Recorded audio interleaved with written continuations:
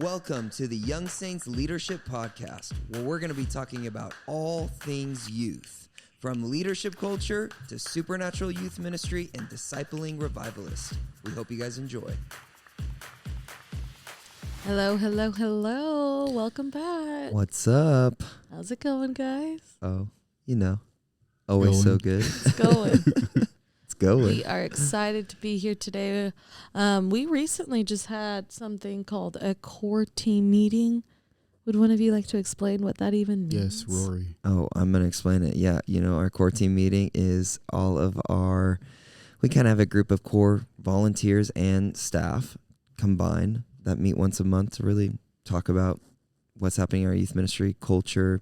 It's kind of a separate meeting than our team leadership meeting, our team night, but it's amazing. Yeah, talk through like squads and houses, Wednesday nights, youth nights that happen on Wednesdays. Yeah. It's a lot of fun. I love it. Basically, all your really invested people that are like, we can do this together. Yeah, it's, you know, it's the people that have the time and the space and have given their yes in a way for the season. So it's pretty awesome. We got an amazing core team. We got an amazing core team. We're very blessed. We are. They're pretty amazing. Anywho, we have one of my most favorite topics today because I feel like it's been the most impactful thing in my life and has shaped who I am. And we are going to talk about discipleship. Dun, dun, dun. Dun, dun, dun. We are not going to tell you how to build an event culture. We are going to tell you how to build people. That's good. Let's go. Yay. Starting off today, how were you guys discipled? Would you say you even felt like you were personally discipled by someone? Mhm. Was it more just like a broad spectrum thing? Yeah. Dante, why don't you go Dante, first? you go. Yeah, I saw Rory looking at me. Of So. course I did. Yeah, I know you guys know this, but earlier on, little Dante, Lil Dante. when I first started walking with Jesus, I had someone in my community. His name's Mr. J, and he was someone that I look back and I'm like, man, there's such a beauty in like smaller church type environments that like that space of discipleship felt a lot more organic. Like there wasn't a program for it. You know, Totally. it was doing life on life. And Mr. J, who was the pastor of our church, I didn't know what a youth pastor was. Yeah. But Mr. J would just bring me around his family. And I remember, you know, for my basketball games, my stepdad, he wasn't able to make it, you know, because he was working and a bunch of other things. But Mr. J would come to my games. Come on. But I was talking to somebody about this, and you want to know what's funny? I think he only came to one game. But what I remember Is that he comes to games. that's so weird. Wow. That's I'm so interesting. pretty sure. And Wow. in that, I remember talking to someone about it, and I was like, oh my goodness, he was present. Yeah. He was in my life. I could call him on a good and a bad day, no matter where I was. He knew what was actually happening in my life. And he brought me into his home, you know, not just on a Sunday evening after church, but it was on Tuesday nights and Fridays. And he believed in the dreams in my heart but stirred me in the right direction, you know. Totally. And So and good. so, yeah, he was definitely someone who was a consistent figure in my life that I would say even a lot of my mannerisms and how, like, he was a hero in my life. And so I watched him a lot. I watched how he was with his kids who were my friends, how he was with his wife, Mrs. J, who was my spiritual mom. And I just watched him. And so he was definitely someone who discipled me in my earlier walking with Jesus I love years. Yeah. That's so cool. Love that. Yeah, I would say the first time I can look back and go, man, I was actually discipled. It was at 19 when I actually moved to Utah, where I met Mari and I got under Tom and Leslie. Before that, I got saved at 16, but the youth group I came from, didn't have a big discipleship culture. Or at least, it didn't work out in the way that people knew your life or showed up to things that you were doing or all that. It was like, if you were at youth group, they would say hi to you, but nothing outside or extra. Yep. And that was personal. And so I would say when I got to Utah at 19, that's when I kind of felt the first moments of two people caring about my life. So Tom and Leslie would always invite me over for food because I was so poor and I had no money. And so they would always invite me over to eat their food, which made me so happy. And even stuff like one time, I remember, it's so funny, but this memory, I remember my window my car got broken into at a youth group night, and while we were at youth, and I couldn't afford to fix the window, and I was so sad because it was gonna be like $200, and I had no money. And Tom said, "Hey, go find out how much it's gonna be." And I was like, "I have no money." He's like, "Just go find out." And it ended up being like $187 or $178, something like that. And he just wrote me a check and was like, "Here, go cash it. Make sure you get your window fixed." And I was like, "Thank you. I thought I was gonna be the ghetto car." Like I literally was trying to do duct tape and everything, and I was like, "This is not working." Yeah, I was, that moment, and I remember that moment, and like how many things, like, so instead of them showing up because I was in a different season, it wasn't like they were showing up to games or something, but it was like they knew where I was at in life, and they were a part of it, and they invited me into those spaces and helped me.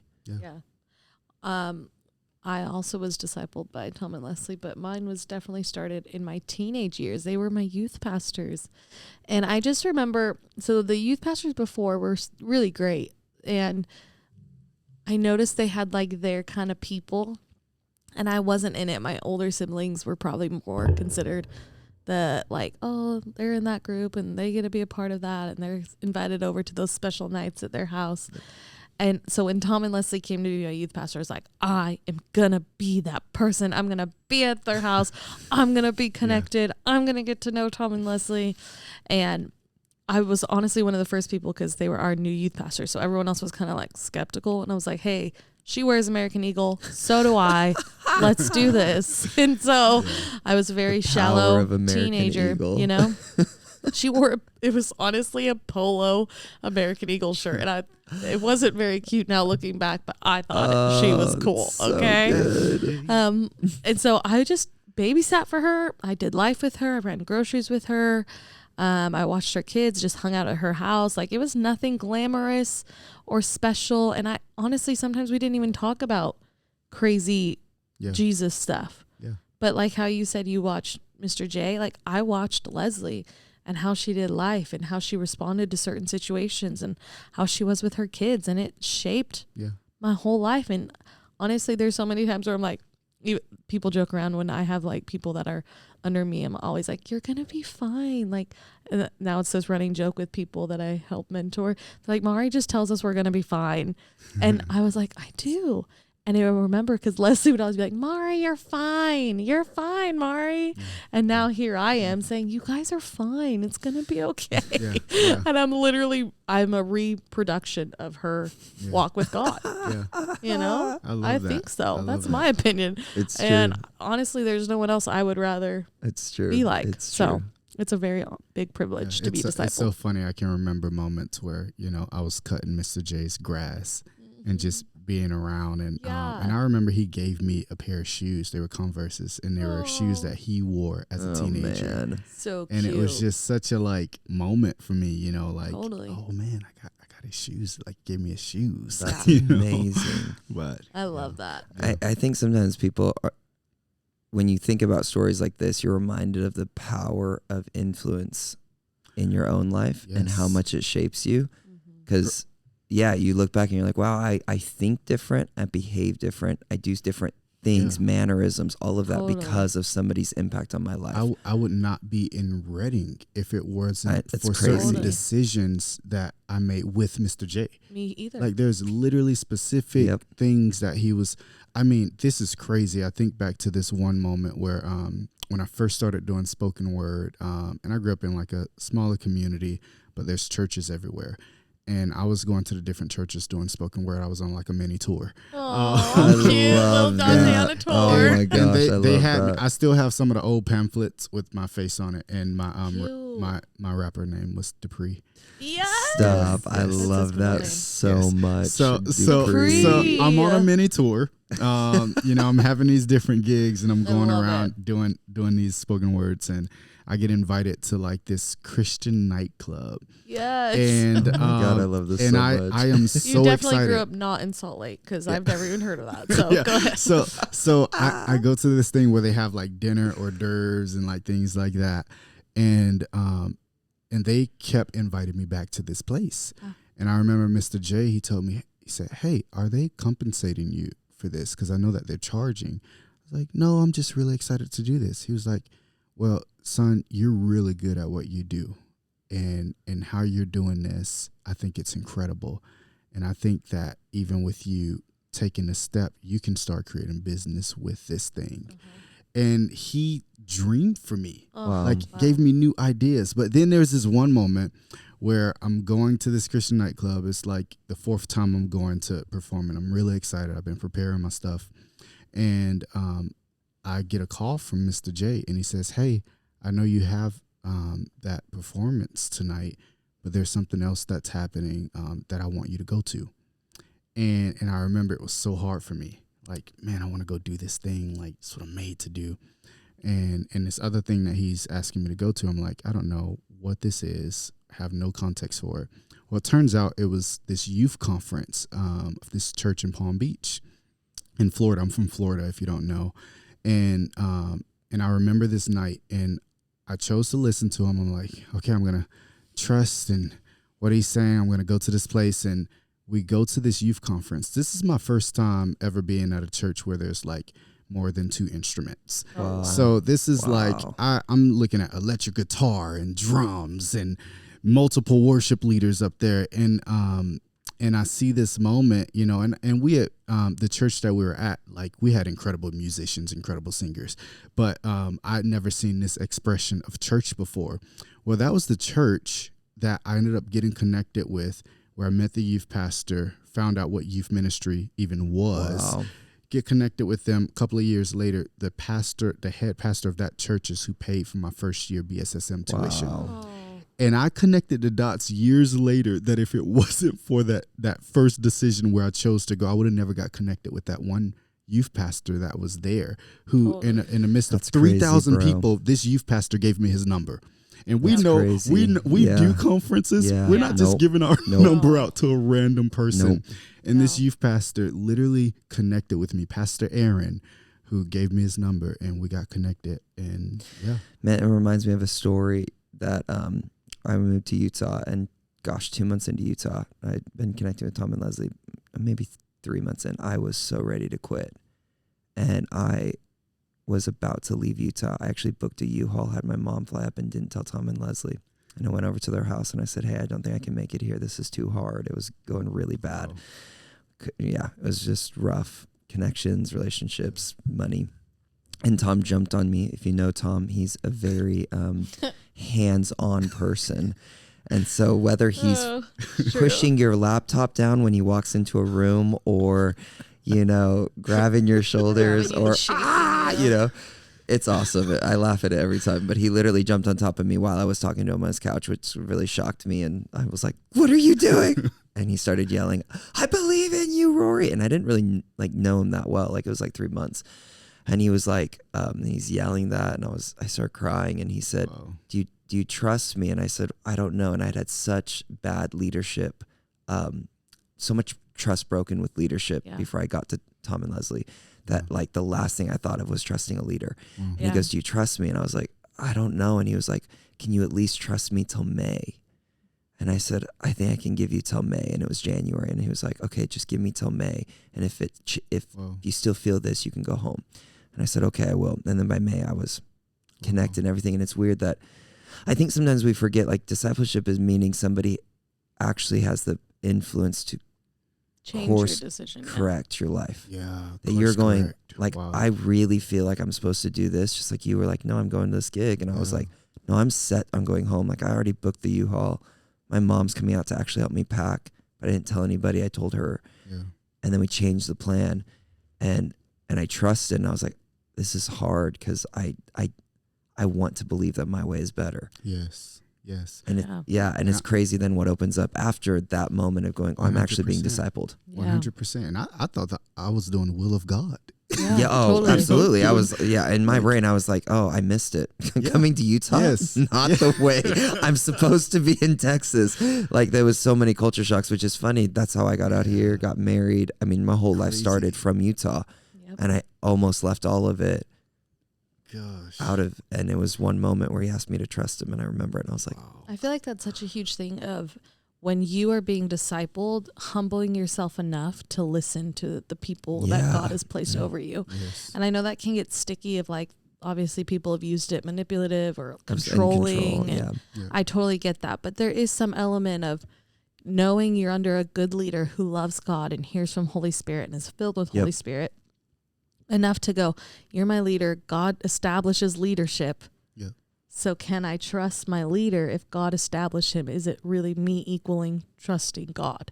Yeah. Does that make sense? Yeah. And I think it's so important. Like I've even noticed it's so easy to go to your mentors and be like, I heard God. And so this is what God told me to do. I'm gonna do. And you pull the God card, and it gives them no room to speak into your life. You just want them to bless it. Yes. You want them to bless it. Like, I just want you to agree with me. Don't challenge me. Don't do anything. I'm still submitting because I'm telling you, but like you have no say in this. Yeah. And it's so easy to do that. Yep. Yeah. And I just want to challenge you. If you have someone over your life, give them space to speak into it. I'm not saying they have to control your life. I don't agree with that. But I care about like Tom and Leslie's opinion in my life and decisions that I make. I take it with weight. I don't just say, I heard God, because I believe God put them in my life. So them saying something, I take it as a word from God, or even an idea that maybe God wants me to think about before I make that decision. So humble yourself before your leaders, and it's equal to trusting God, in my opinion. Yeah. Absolutely. I mean, you can even see it like, this is what's crazy. I love pulling stuff back into the Bible so people don't just think, what are you guys talking about? And we're just talking. Jesus calls disciples.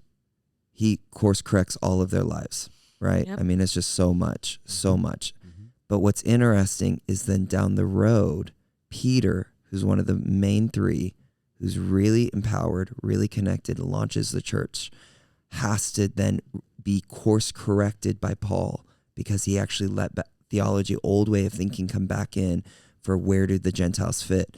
And it's intriguing that Peter was able to actually like handle that level of conflict and course correction, because he had already learned how to submit himself to one another and to be discipled, and humility. And I think discipleship grows humility in your life. And as leaders, sometimes you can almost think discipleship is for a new believer.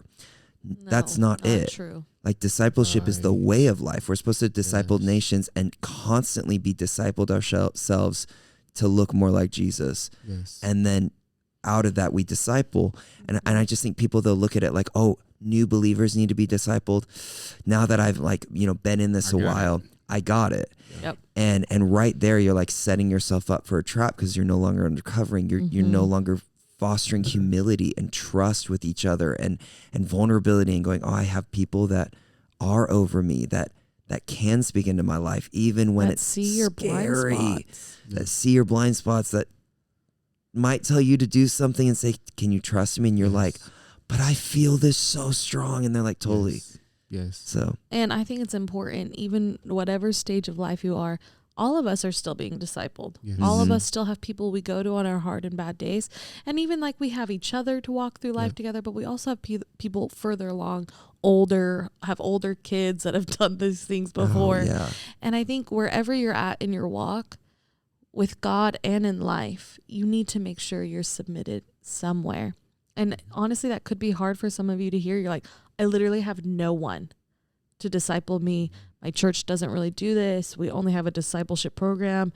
People aren't opening up their house to me. Like, I don't even know how to do this. Mm-hmm. I think it's important that you ask God, who can I pull on, and who are you highlighting to speak into my life and mentor me, and obey and run after it, even if it's scary. Because obviously we won't get to all of discipleship. We're going to do a part 2. But it's easier for me to think about discipling other people because I've been discipled. Yeah. So I have Yes. I have an idea of how to do it. Whereas some people are like, I've never been discipled. I don't even know where to begin. I think a lot of it begins with, can I trust people? Yes. Yep. Can I trust to have someone speak into my life Totally. without self-protecting, Yep. without the fear that their input into my life will lead me down a wrong path? Yeah. Because that's a lie from the enemy that keeps us away from submitting our lives. Totally. That if someone actually speaks into my life beyond what I can see, will it take me into what God is actually that he has for me? True. And I think for me, there's been seasons of where, Mr. J, when I was back home, he was the one discipling me. He was the one that I would go to. But when I came to Reading, like our connection and the phone calls were way less. And I had to find someone else in this space. And I think sometimes when we have a season shift or things change and that person that we used to go to changes, we're like, well, I can't find anyone else like that. So I guess I got to just do it by myself. And that's not true. Like you have to find other leaders, other people that you can pull on. Yes. And Tom was that person for me. It's good. When I came into this environment. Yeah. So That's super so good. good. Yep. We'll end on this, that find someone, like we were saying. And if you have any questions or this is hard, you can reach us out. Reach We're out to on us, yeah. Instagram, email. We'd love to connect. Like, I know this is a foreign thought, especially if you have, like Rory was talking about, leadership wounds. It could be very scary. Right. So feel free to reach out if you have any questions, and we'd love to help you. But for now, we're going to end, and we will have a part 2 on how to make disciples and what that looks like for you guys later. But we love you. Thanks for listening.